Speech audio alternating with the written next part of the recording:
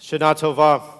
During Elul, it's my practice to read my old high holiday sermons. I consider it a living history of our lives. This year, two things really stuck out to me. The first, there's absolutely no reason whatsoever that I should read the early sermons that I wrote ever again. They were something. But second, and most importantly, I noticed a particular theme about my sermons the past couple of years. The sermons spoke about our lack of happiness, the increase of loneliness and suicide ideation, our high levels of stress and anxiety, the unhealthy amounts of social media and screen time, how politics have ended friendships and marriages, and the constant need to prove ourselves right. I spoke about how our country was on fire. There was a record number of Americans suffering beyond comprehension. Our levels of stress and patience and anxiety were at the highest levels in a decade, making us the most stressed country in the world. And because of these high numbers, it was nearly impossible to get into therapy. And our children, they're glued to their cell phones and their iPads, causing perpetual harm to their mental and physical faculties. Moreover, more teens in this country weren't interested doing anything that did not involve their electronics. Imagine a teenager not wanting to get their driver's license or go on a date, but instead they desire to stay in their bedrooms, hooked on Snapchat and TikTok videos. We've been addicted to the sensationalism, rushing to judgment for the story of the day while ignoring the facts, the data, and the nuances. We've declared war against those who think differently. We're more self-righteous. We've become more tribal, binding ourselves tighter to our camps to hate the other side. We have permitted the intolerant social media mobs whose sole purpose is to ruin people's lives. We have maligned opposing media outlets as threatening echo chambers to our democracy, and still didn't notice the echo chamber we've built around ourselves. We got into fistfights at the airport and the hospital. We've become ruder, more irritable, unhappy. And most of us still are expecting World War III to break out at any time. See, I always had the confidence my sermons would resonate in Birmingham because we would be able to recognize not only were we hurting ourselves, but how we were hurting others. I stress that how we engage with our brothers, our sisters, our children, our coworkers, and our community can make all the difference in the world. I called upon us to find the time and walk in other people's shoes, whether that be the friend, the neighbor, or the gate agent. I wanted us to put the phones away, to turn the cable news off at night, and spend more time with friends. I wanted us to try something new in our lives, committing to family dinners, and my favorite remedy, coming to shul more often. These were the sparks that were needed to get back to what was lost, to what was taken away, to remember what was great about being together, and above all, being happy. My dear mentor, Rabbi David Frank, taught me that a high holiday sermon needs to relate what we as a congregation are experiencing today. For some of us, life is busy, but we're managing. Our children are doing well in school. They're having fun at camp, in sports. Some of us have recently retired and now have the time to travel for extended periods. We also have time to start the only new hobby that everyone is talking about right now in the world. Yeah, it's pickleball. But on the other hand, a lot of us are really struggling. We're tossing and turning at night, trying to figure out how to make it through the next day. If a sermon needs to capture our experience, it needs to address life's current challenges. The facts, they're so clear, even from last year or the years before. We're still complaining. We still have our sense of entitlement. We're still demanding.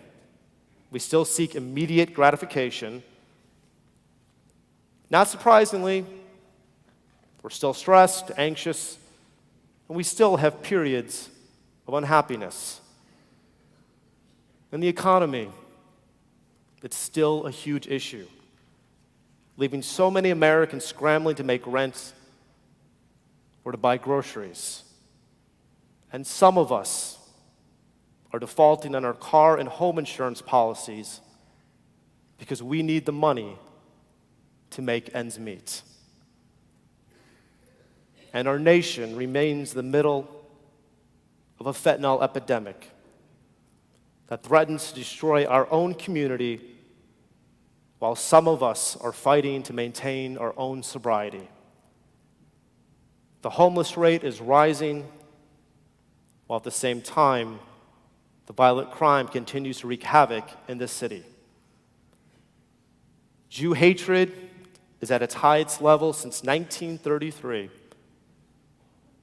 I received countless emails and phone calls from our college students and from our parents asking me how to combat the savage, fierce, cruel, and violent verbal and physical Jew-hating attacks on campus.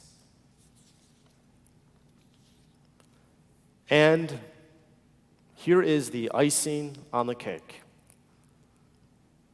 It's an election year. Oy vey's mir. No doubt campaign signs will be popping out on the lawns. We're going to be glued to the media network of our choice to ensure our beliefs and political philosophies are constantly being reinforced by pundits, making us angrier and probably unhinged to those who challenge our worldview. And if this isn't enough, we're going to keep on fighting on social media, trying to get that last post in. But here at Temple Emanu-El, we've had our fair share of sickness and death. We've had to deal with hospice care, chemotherapy, the fear of CT scans and other diagnostic tests. And I know right now there's people sitting who have this fear and uncertainty what the results are going to be.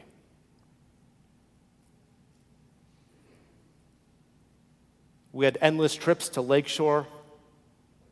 We had long hospital admissions. And some of us recently became caretakers for our parents, trying to be a great son or daughter for them, while even trying to navigate our own challenges. Up until this point, this seemed like one of my old sermons. The high holidays should be a time when we reflect on the past year. And for the past few years, I've thrown a lot of painful issues for our country and this community. And here is the joyful news. This congregation embodies an old story about renowned Rabbi Mordechai Kaplan, who taught sermon writing at the Jewish Theological Seminary in New York. He would explain the Torah portion on a Monday in a sermonic manner, 2 days later, a fifth year or a graduating student would present his version of the same Torah portion. Many of the students suggested that Rabbi Kaplan, he was very demanding and very critical of his students. But one student tried something new. He took down perfect notes of Rabbi Kaplan's teaching. So when it came to the student's turn to explain the Torah portion on Wednesday, he repeated Rabbi Kaplan's teachings word for word.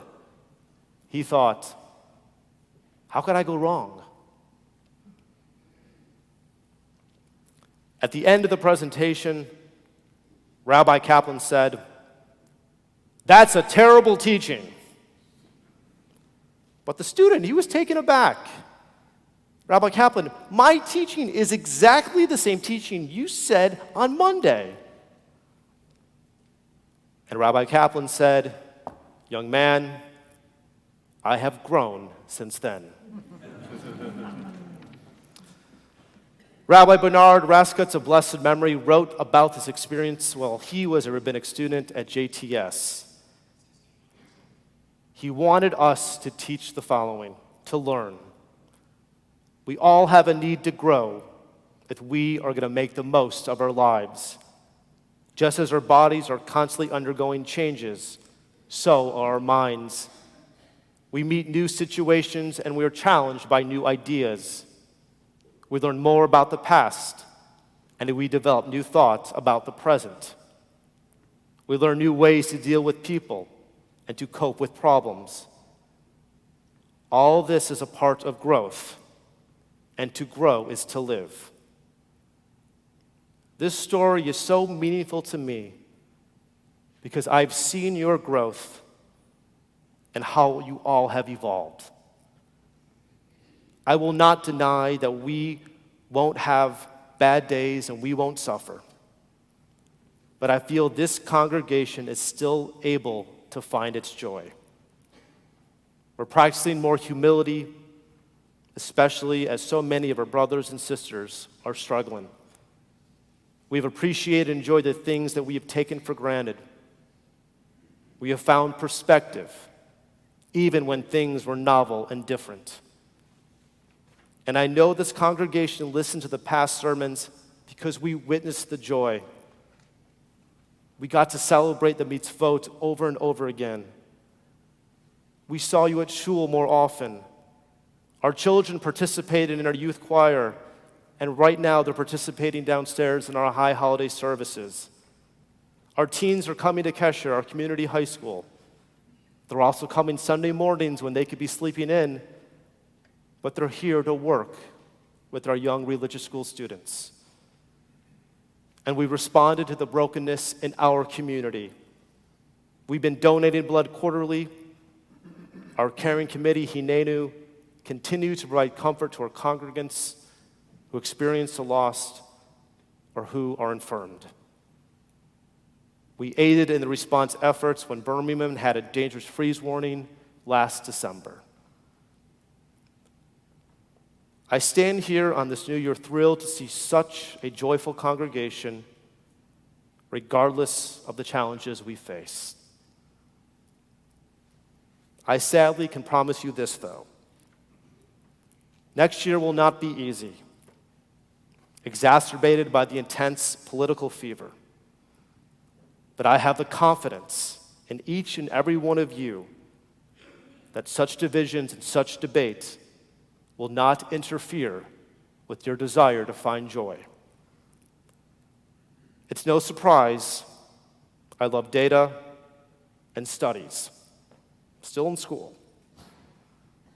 75% of all Americans believe that family time is far more important than any other aspect of life.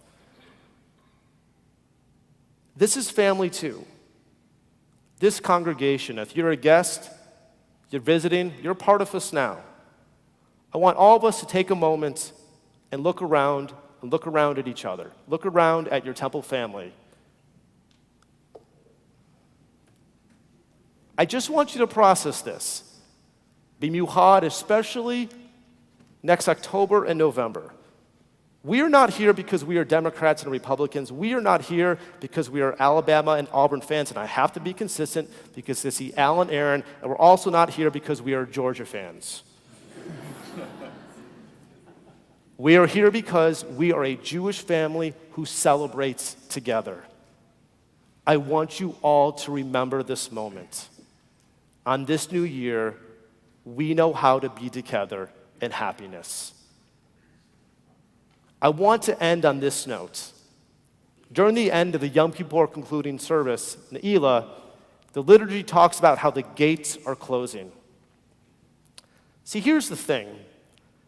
The liturgy may reflect this idea of judgment, it's closing in upon us, but the gates are never closing.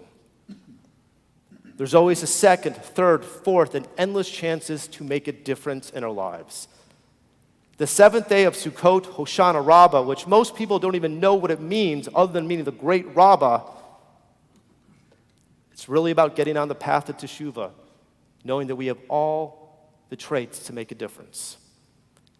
That's also why Moses and Maimonides believed that every Jew should treat each day as if it was Yontif.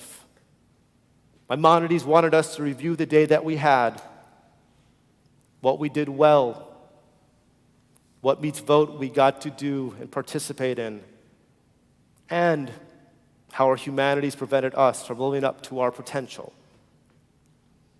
And when we wake up in the morning, there's always the opportunity to do mitzvot, and if needed, to repair a broken relationship that day.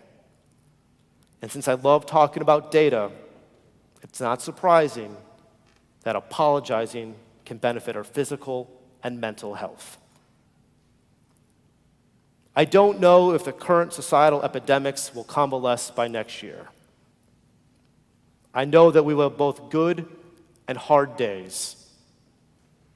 We will be happy and we'll face the pain that life throws at us without warning. Even if the adversities of life prevent us from reaching our potential, we still know how to pivot because we have grown. We have learned to get out of the dark, to dust ourselves off. We know how to respond to when a congregant is in need or when our community is crying for help. This world can often be a dark place, but this congregation has made it brighter because of our found joy and happiness.